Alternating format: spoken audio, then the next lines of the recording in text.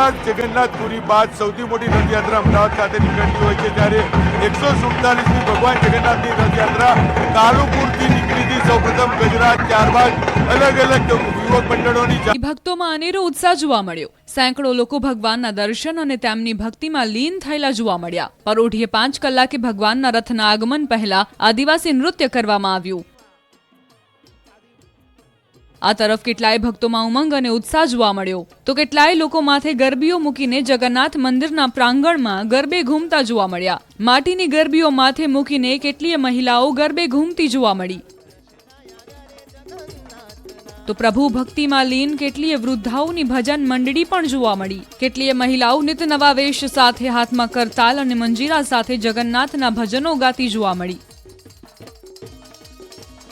મોડી રાતથી જમાલપુર મંદિર બહાર માનવ મહેરામણ ઉમટેલું જોવા મળ્યું હતું. ત્રણેય રથને પ્રસ્થાન કરાવતા નિજ મંદિર બહાર રથ ઉભા રખાયા કે જાણે રથની આસપાસ કીડિયારું ઉભરાયેલું દેખાયું. બીજી તરફ રથયાત્રામાં સામેલ ટ્રકના ટેબ્લો પણ આકર્ષક લાગ્યા. મગ, જાંબુ, કાકડી સહિતની પ્રસાદીઓનું વિતરણ ટ્રકમાં રહેલા લોકો કરતા દેખાયા. આ તરફ રથયાત્રાના રંગોમાં ન્યૂઝ 18 ગુજરાતી પણ સહભાગી થયું. રથયાત્રામાં સામેલ ટેબ્લોમાં ન્યૂઝ 18 ગુજરાતીનો ટ્રક પણ સામેલ રહ્યો.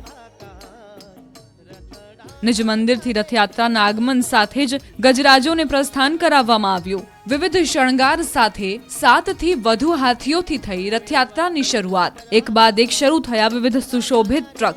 અલગ અલગ વેશભૂષા, વિવિધ શણગાર સાથે જય રણછોડના અપાર નાદ સાથે ટ્રકની હારમાળા ચાલતી જોવા મળી.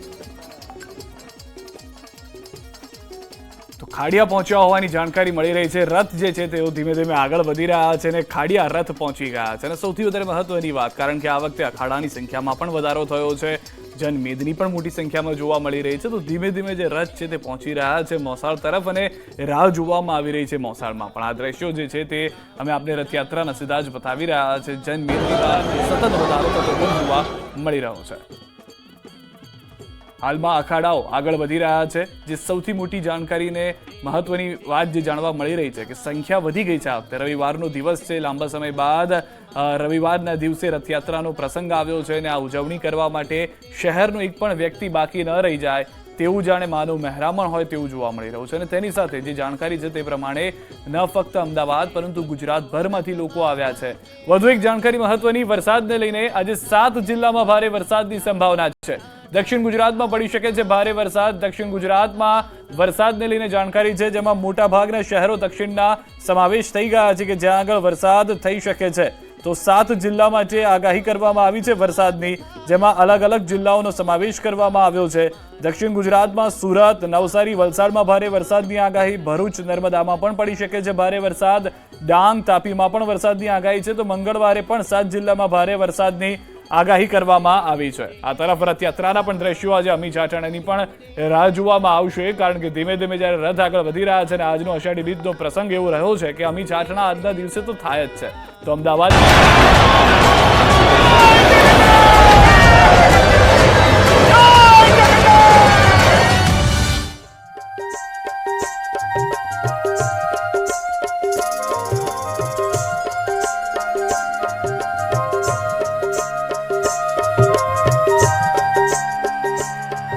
जय जगन्नाथ। जगन्नाथ हरिदेवा जय श्री जगन्नाथ हरिदेवा।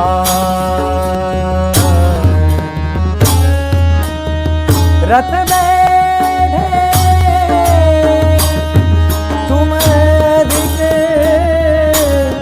विराजते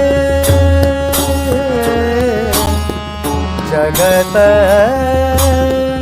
करत सब सेवा सेवा। जय श्री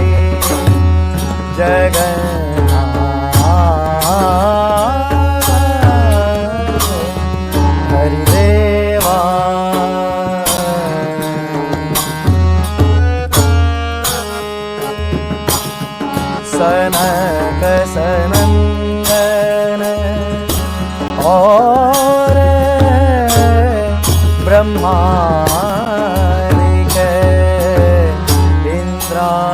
इंद्रादिक जुराए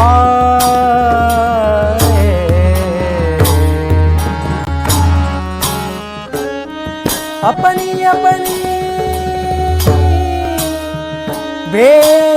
भेंट सवेले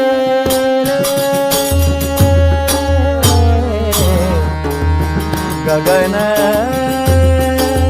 विमान छाए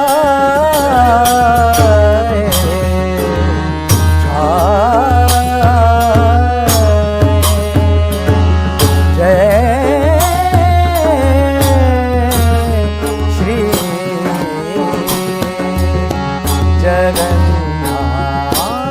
जगन्नाथ हरिदेवा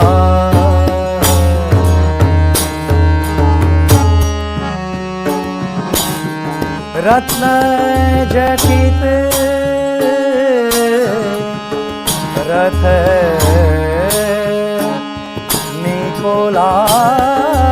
निकोलागत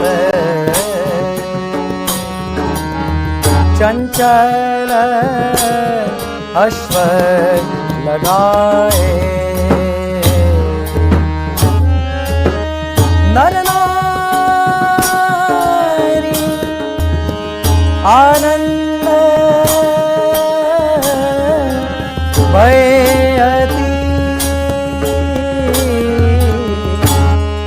आनंद भयति प्रमुदित मंगल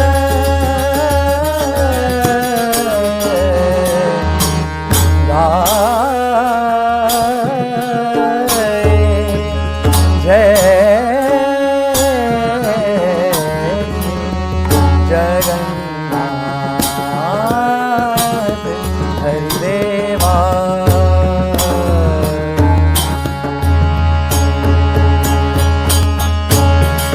गारी देत दिवावत अपन पे गारी देत दिवावत अपन बे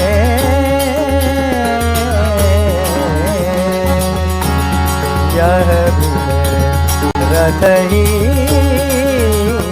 चला